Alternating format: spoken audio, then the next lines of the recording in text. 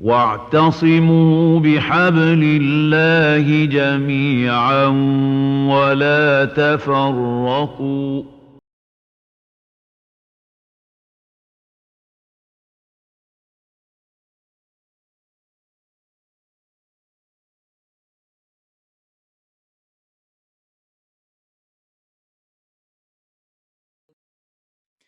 السلام عليكم ورحمة الله وبركاته. بسم الله الرحمن الرحيم، والصلاة والسلام على رسول الله وعلى آله وصحبه أجمعين. رب اشرح لي صدري ويسر لي أمري واحلل عقدة من لساني يفقه قولي. So we continue with our presentation on fasting. And in this presentation, inshallah ta'ala, we will deal with some of the rulings pertaining to the sick and the elderly and the traveler and the pregnant and nursing woman, inshallah ta'ala. As we know that from amongst the condition for fasting to be obligatory upon someone is that he must have the ability to fast. So the sick and the elderly, they are the two amongst the two that doesn't have, among those that does not have the ability to fast in some cases. With regards to the sick person upon whom fasting is difficult is exempted from fasting. Now, the fasting must be difficult. It's not you have a little headache or a slight fever, 1 or 2 degrees over the normal, and you're still in your full strength, you're doing everything as normal. For that person, he must fast because there is no difficulty in fasting. But the person who fasting is difficult upon him, the sick, that is the one that is exempted from fasting. Now, there are different scenarios with regards to the sick person. If fasting will definitely harm the person due to an underlying factor by increasing his sickness or causing a greater harm or death, then it is haram for that person to fast. So fasting, this is the first scenario. Fasting will definitely harm the person. You have an underlying factor. You have, for example, a heart problem, a kidney problem. You have cancer. If you fast and you do not eat or drink or take your medication, definitely you're going to be harmed. The sickness is going to increase. Your kidney is going to get worse. Your heart is going to maybe stop, or you're going to get a heart attack or whatsoever. So you have a definite harm due to an underlying factor. It's not just that you fear that maybe you're going to get harmed, or it's not just that it is difficult, but there's a real harm, a definite harm in you fasting. In that case, it is haram for you to fast because it is not permissible for you to harm yourself, as Allah subhanahu wa ta'ala says, وَلَا تَقْتُلُوا أَنفُسَكُمْ, do not kill yourself. وَلَا تُلْقُوا بِأَيْدِيكُمْ إِلَى التَّهْلُكَةِ, don't use your hand to cause your own destruction. Now, if it is difficult to fast, or it is feared that the fasting might cause a harm, then it is recommended and preferred not to fast. Say a sick person, it is difficult if he fasts. He's going to struggle, or he's feared that if he fasts, maybe it's going to cause delay in his recovery. He's not going to recover as fast, or the sickness might increase. That person, it is recommended for him to fast. Now, what is the ruling for the one who breaks his fast? Or how is it that he should deal with making up for the fast? Or should he make up for the fast? Should he feed for the days that he missed? If there is hope of recovery from the sickness, right, whether or not was a definite harm or whether or not you feared. So if there is hope of recovery from the sickness, right, then the days missed must be made up for by fasting. So you got to make up for the days that you miss if there is hope of recovery. If there is no hope of recovery, from the sickness, right? A permanent illness, like in this time you have cancer, then the person must feed for each day. And details of feeding will follow, inshallah. So if there is no hope of recovery, this is a permanent sickness, right? Then you must feed for each day.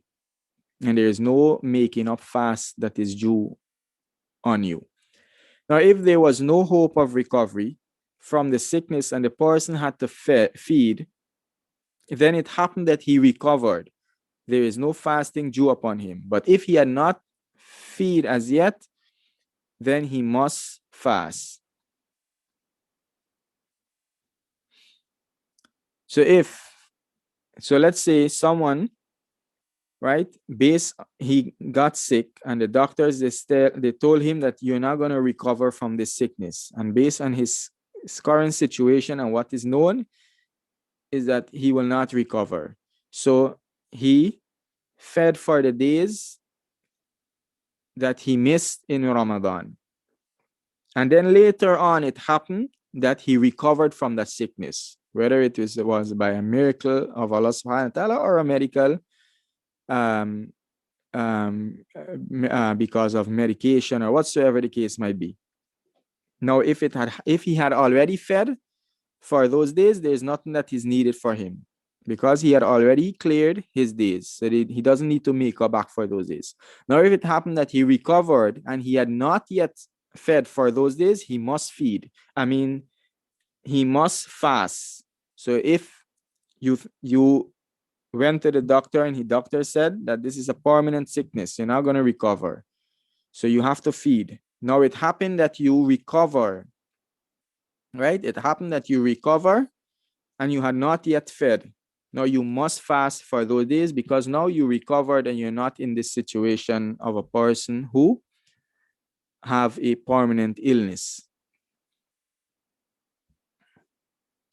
With regards to the elderly person, the elderly upon whom fasting is difficult is exempted from fasting because he's like the sick person. And similarly here, the fasting must be difficult. If you're an elderly person and mashallah, you still have your strength and your health with you, there's no excuse for you. It is not just because you're elderly. It's because you don't have the ability, as we mentioned. Ability is the condition for the obligation of fasting. So the elderly upon whom fasting is difficult, he's exempted from fasting. Now, if due to old age, he lost his intellect completely, as we know some people, when they get old, they lose their intellect completely. They lose their consciousness. They don't know what's happening, what's going on around them. Or most of the time, right? If he lost his intellect completely, or most of the time, maybe he wakes up 1 hour, 2 hours in a day and he's conscious, he gives you salam and that's it. He's gone again, right? Then that person, there is no fast due upon him, nor is he obliged to feed or make up if he recovers. So let's say a person in his old age, right? He lost his intellect completely, or most of the time he's out. His intellect, at that person, there's no ibadah due upon him, no salah, no fast that is due upon him. The only thing that might be due upon him is zakat. If he has wealth, those who are in charge, they will pay the zakat for him, as we did in the video pertaining to zakat. But generally, there is no ibadah, no act of worship that is due upon him, nor does he have to make up those acts of worship. So the fasting, he doesn't have to make up for the fasting, nor does he have to feed for those days that miss. His relatives, they don't have to take from his money and feed for the days that he missed, because here now he lost one of the main conditions for the obligation of fasting, and that is the intellect. And intellect is a condition. If it is lost, there is no obligation upon you. No obligation in doing the act of worship and no obligation in making it up. So let's say a person in his old age and he lost his intellect for a few years, then it happens somehow that he recovers. those years that pass, there is still no obligation upon him to make up for those years or anything that passed, because in that period when his intellect was out, no obligation was due upon him. If his inability to fast is persistent or permanent due to weakness or sickness, then he has to feed for every day. So he still has his intellect, but he has a persistent or a permanent inability due to weakness. He became weak or he became sick. Then he feeds for every day.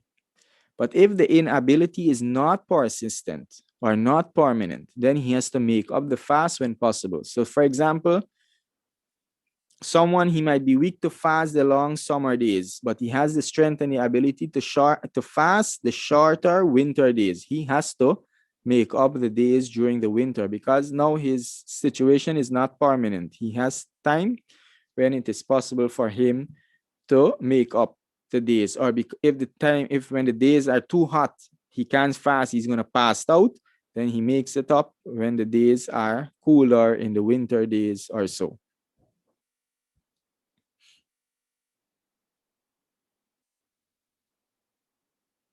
Now, ruling pertaining to the traveler.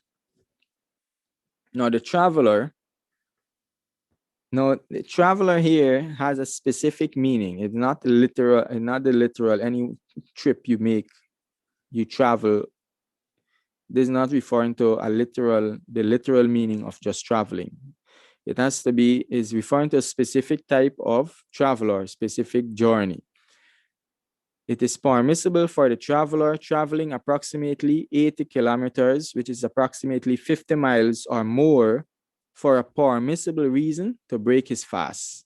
In other words, the traveler who it is permissible for him to shorten his salah and to combine his salah, that person, it is permissible for him to break his fast or to not fast.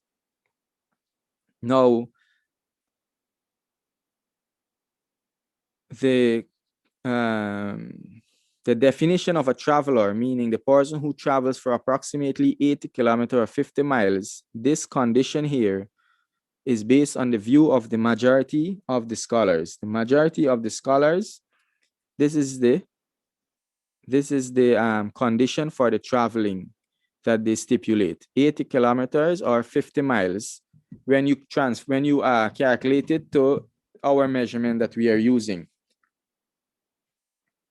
And from amongst the scholars today, our Sheikh Abdulaziz bin Baz and Sheikh Sulaiman al-Ruhaili, they are on the view that it is 80 kilometers or 50 miles. That is what make you a traveler. So if you're traveling for more than 80 kilometers or 80 or 50 miles, then it is permissible for you to break your fast and not to fast. And the reason why they give this time, this length is because of the hadith of the Prophet sallallahu alaihi wasallam: لا يحل لامرأة تؤمن بالله واليوم الآخر تسافر مسيرة يوم وليلة إلا مع ذي محرم. رواه Muslim. The Prophet sallallahu alaihi wasallam, he said that it is not permissible for a woman who believes in Allah and the last day to travel the distance, right? The distance of 1 day and 1 night, except with a mahram, except with a relative. Now note that the Prophet ﷺ, he said the distance of 1 day and 1 night, and he didn't say the time of 1 day and 1 night. She's traveling for more than 1 day and 1 night in time. He said the distance, meaning the distance that they will travel in the time of the Prophet ﷺ with a camel for 1 day and 1 night. That distance, that is the distance that determines whether or not you are a traveler. And that is the distance that a woman is not permissible to travel except with a relative. So most of the scholars, this is the hadith they use to show that the distance for traveling is approximately 80 or 50 kilometers. And you have the other view. Some of the scholars, they say that the distance is based on what your urf, based on your custom, what is known, what is called travel amongst your people. Now, if you choose to, if you are following that view, there's something that you need to note.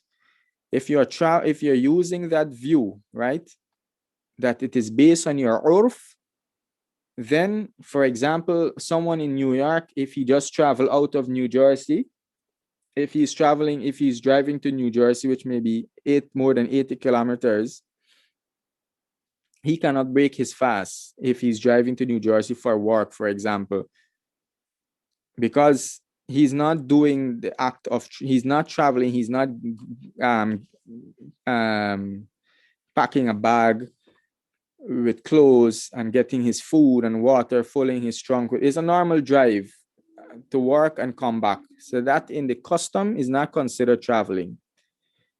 But based on this view, so long as you travel for more than 80 kilometers or 50 miles, whether or not your people consider it, whether or not it is customary to call it a travel or not, it is considered travel. And that is because if the Sharia, if the Prophet ﷺ give a definition to something, then that is the definition that we take into consideration, and not the definition of your custom or the norms of your people. For example, as we know, fasting, for example, has a specific meaning in Islam. So you can't fast. Let's say someone, he grows up amongst some people and they call fasting not eating any food for the entire day, right? So he cannot say, but it's permissible to drink water. So in his custom, in his tradition, in his norms, if someone tell you to fast, meaning do not eat any food for the entire day, from sunrise to sunset, nothing to do with Fajr. So now that is fasting in the meaning of his custom and his norms. And this is present, for example, the doctor tell you to fast. Most of the time mean do not eat anything solid. But when it comes, Allah subhanahu wa ta'ala tell us to fast, and the Prophet ﷺ told us to fast, we cannot use that definition that is based on customs and norm, because the religion, the Sharia, put a definition for fasting. So you have to use the definition of the Sharia. So similarly here, the Prophet ﷺ, he gave the definition and he gave the guideline for what is a travel, what is considered traveling, and that is the distance of a day and a night. So that is what you consider for a traveler. And as I said, this is the view of the majority of the scholars, and there are other views. But if you're going to use a view, you have to stick to it in its meaning in all situation, and not when you just use it based on how it is convenient for you. Traveling during Ramadan. As for the one traveling during the day of Ramadan, it is not permissible for him to break his fast until he departs his city building. So let's say you are home and you decide to travel during the day. Now, just by deciding to travel, it is not permissible for you to break your fast. You can only break your fast until you start off on your journey and you drive out of your city. Then is when it is permissible for you to break your fast. So just by making the intention to travel does not makes it permissible for you to break your fast. You have to start your journey and head out of your city. It could be that you end up stuck in your city and sunset. So the entire day you end up in your city without having the being in the state of a traveler. Returning from a journey in Ramadan. If a person returns from a journey during the day of Ramadan and he was not fasting, it is permissible for him to eat and drink and be intimate, etc. So let's say a man and his wife, they were on a journey, so they were not fasting. And then they came back home during the day of Ramadan. It is not upon them. They don't have to stay away from food and drink. They can enjoy their food and they drink and they can be intimate. But if they choose, and let's say they were fasting on the journey, they choose to fast because it is Ramadan, it is easier to fast during Ramadan. So now when they come back, they can't decide to break their fast. They must continue their fast. Now, what is better, during travel? Is it better to fast or is it better to break your fast? Now, remember, once you are a traveler, you can break your fast.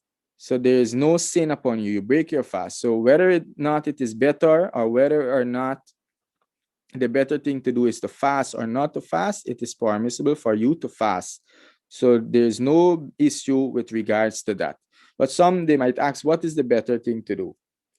Now, it is better to do what is easier because the allowance to break one's fast was intended for ease. So if fasting is easier for you, that is what is better. And if breaking your fast is easier, that is what is better. Because the purpose for this allowance is to make things easy. And most of the time, people, or not, maybe not most of the time, but a lot of time, people will choose to fast Ramadan, even if they're traveling, because fasting out of Ramadan is always more difficult. Fasting in Ramadan with everyone around, especially if you're traveling to an Islamic country, you're traveling to do Umrah, for example. You're traveling to do Umrah, people, they will choose to fast. Everyone around them, they are Muslim and they will be iftar and everything provided. So if it is better for you to fast, then you fast. If it's easier for you to fast, then fast. And if you find that it is difficult for you to fast, then you break your fast.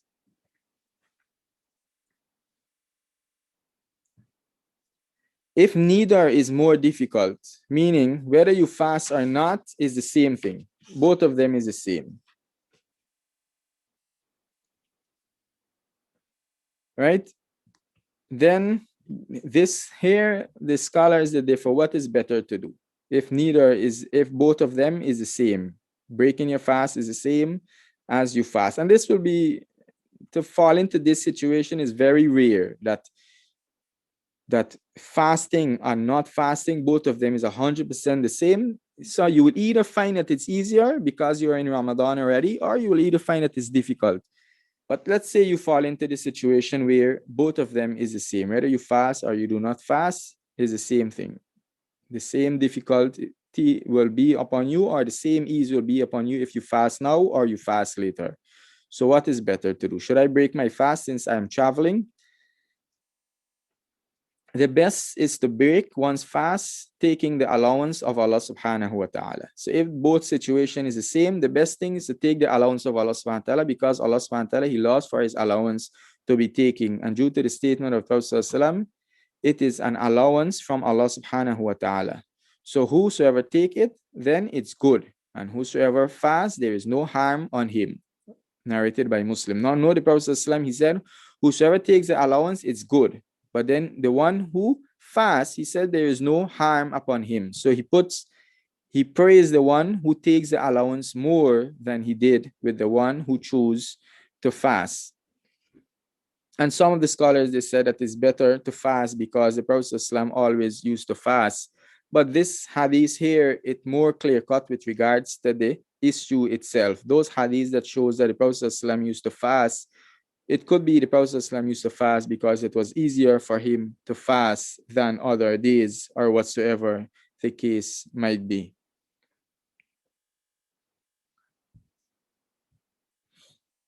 Now, ruling pertaining to the pregnant and nursing woman.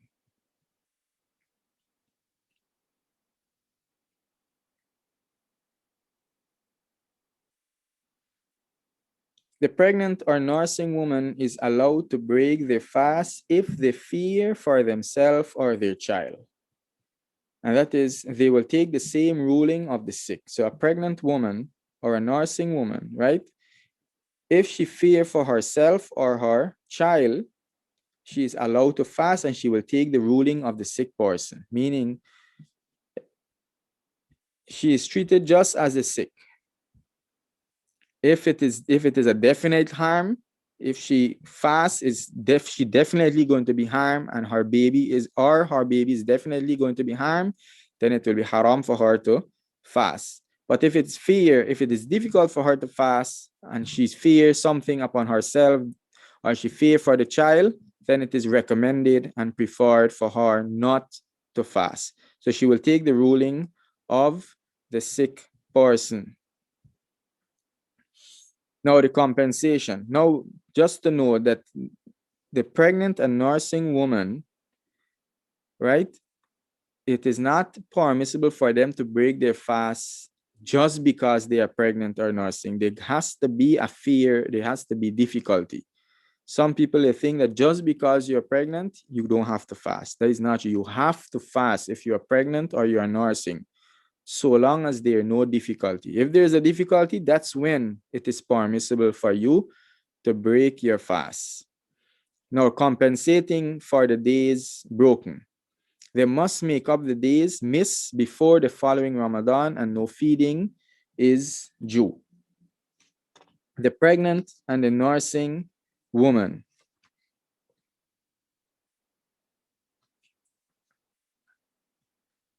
The pregnant and the nursing woman, if they fast, right, there are different situations that they may be in if they break the fast. Either she fear for herself, or either she fear for her child, or she fear for herself and her child altogether. But in summary, the ruling is that she must make up the days once she break her fast, and no feeding is due. Now, with regards to the details, if the pregnant or nursing woman, right, she break her fast because she feared for herself, or she feared for herself and her child. Both, either she feared for herself alone or herself and her child. Now, there is no difference amongst the scholars that she has to make up her fast, and she has to make up her fast, and no feeding is due upon her with regards to that specific situation. Again, if she fear for herself, or she fear for her child along with herself. So herself is in the situation. She feared for herself, or she feared for herself and her child. The pregnant or the nursing woman. The pregnant nursing her child, meaning her the fetus in her womb. So in that case, she must make up the fast, and no feeding is due. That is by the consensus of scholars.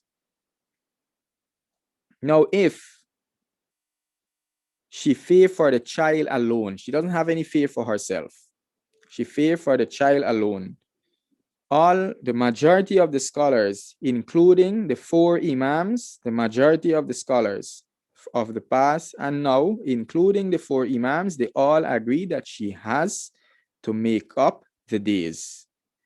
And they differ whether or not she needs to feed or not,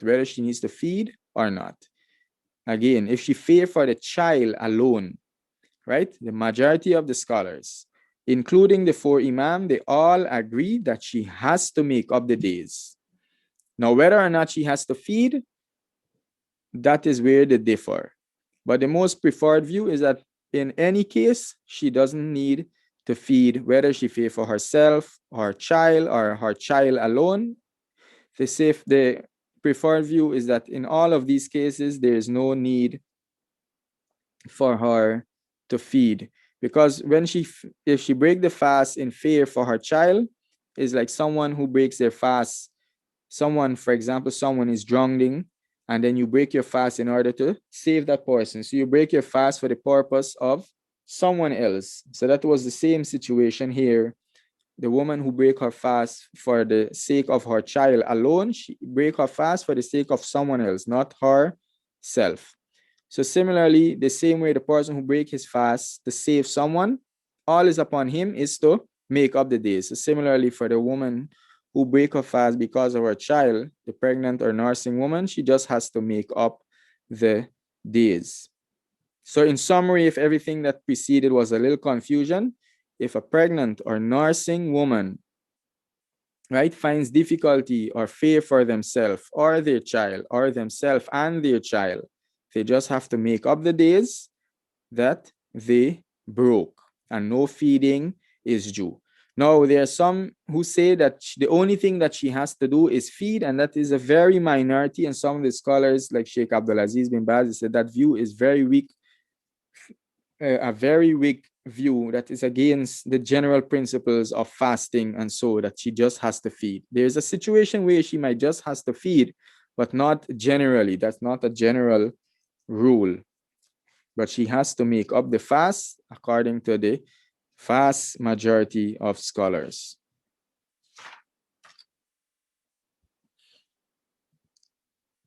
Now, you have the situation if multiple years of fasting accumulated due to inability from the persistence between pregnancy and breastfeeding. So let's say a woman, she is pregnant for 9 months, right? During the entire 9-month period, she had difficulty. She could not have fast, or she feared for the child. And then after that, she started to breastfeed, and she continued with her, and she's weak and she cannot fast, and she chose to breastfeed for 2 years. So that is about 3 years she is not fasting. The year that she was pregnant, 2 years breastfeeding. Then it happened that after that she became pregnant again, and the same situation. So that's another 3 years. That's 6 years of fast. Now that accumulation of fast, now she becomes like a person who is sick and doesn't have hope of recovery. So for her, it is permissible for her to feed for the days missed. Person, she had about 6-7 years of fasting, she didn't, because of a reason, because of this. And this was based on a fatwa from Sheikh Muhammad bin Salih al-Uthaymin. Now, if the accumulation was because of her negligence, then the fasting will remain upon her, and she has to repent and try to make up. And it is very rare today you will find people who will fall into this situation, really, because most people, maybe they will not breastfeed for 2 years, or a lot of people, they use formula and baby formula and so on. So they will not fall into this situation. But for those who are still breastfeeding and so on, they may fall into this situation. But there's something women they need to remember, that pregnancy and not breastfeeding by itself is not a reason to break your fast. It has to be difficult for you, or you have to fear for your child or the one you are breastfeeding. We have a few issues remaining, as we mentioned before. The issues relating to menstruation and postnatal bleeding, losing consciousness, and some random issues pertaining to Ramadan. Inshallah ta'ala, we will continue this in our next presentation. Bi'idhnillah. Hadha wa sallallahu ala nabiyyina Muhammad wa sallam. Wassalamu alaikum wa rahmatullahi wa barakatuh.